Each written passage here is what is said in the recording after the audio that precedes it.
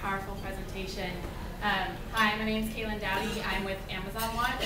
I first got started working with Indigenous peoples as an undergraduate in UC Santa Cruz.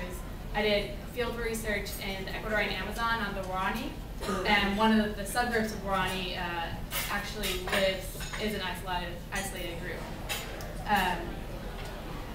Amazon Watch has been working with uncontacted peoples for about 10 years now, since the Camisea project, Camisea project in Peru started from the International Development Bank, which I'll talk about a little bit more later. A lot of the problems in Brazil with protecting the isolated peoples is illegal activities such as logging, poaching, and drug cultivation.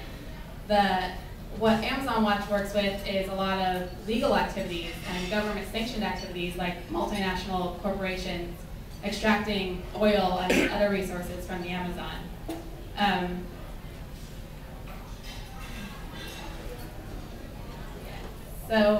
This is just a quick map of the area. The red area is where Scott worked, and I'll be talking about the other areas that are shaded in the different colors. So first I'm going to start on the Peruvian-Ecuadorian border. On the Ecuador side, this Yasuni National Park is the most biodiverse region in South America. On the Peruvian side, you have oil blocks 39 and oil block 67, owned by Repsol and Perenco respectively. There are the uncontacted peoples in this region are the Tanamajuri and the Tanamarnane and the Panajuri, really tongue twisters. Recently, Perenco decided to expand in the region and build an oil line to the coast. So they're going to expand their oil production in the area. And this is a huge concern for the isolated peoples there. The way they were able to do this is by declaring that there are no isolated peoples. They did an extensive report, which included signs about isolated peoples, such as this X on their path, which shows that they don't want contact. What they did is they took out the parts of the report that stated that there were uncontacted peoples there. To learn more, you can read an article by David Hill. I'm going to move south now into the Cayenne Reserve, the Cugacopori Nawa Nanti Isolated Peoples Reserve of Peru. The groups that live here are the Nawa, Nanti, and Machigenga. Gas extraction is the problem here. The Camisea project is in oil block 88, and that block 88, 74% overlaps the Cugacopori Reserve. Recently, this summer, they decided that they were going to expand in this area, build 5 more wells, and do seismic testing, which is a huge concern for isolated peoples, destroying a lot of their environment. Finally, I'm going to talk about the Peru-Brazil border.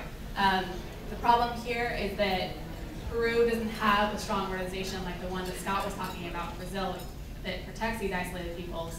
So a lot of illegal logging activities are happening in this area, which are forcing the migration of the Piro Indians into Brazil. This is a huge problem because there are already isolated peoples on the Brazil border that are stationary, and the Indigenous Rights Organization in Brazil is worried that there's going to be territorial disputes between the two different groups.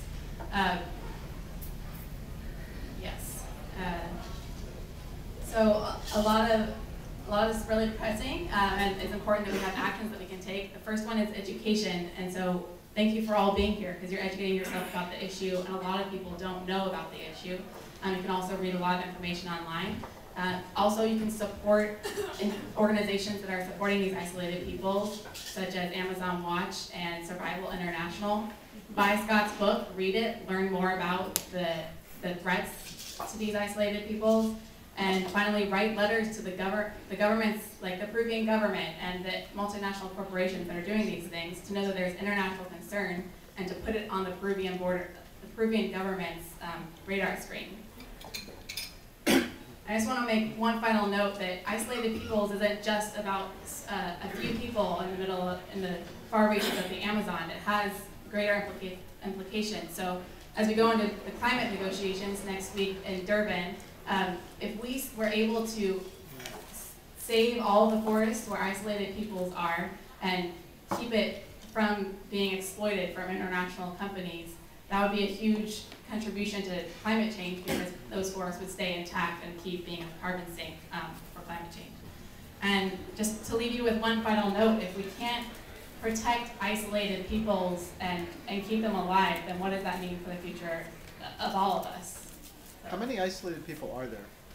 the UN estimates that there's about 64 isolated peoples in the Amazon region. 64. Groups. Groups. Not people, yeah, they're 65 different groups. Okay, great. All right, thank you so much. Thank you, Caitlin. All right. So I guess now, the next wrap up is Scott still around? I'm here. Oh, Scott, here you are. Okay, great. Well, we've already had one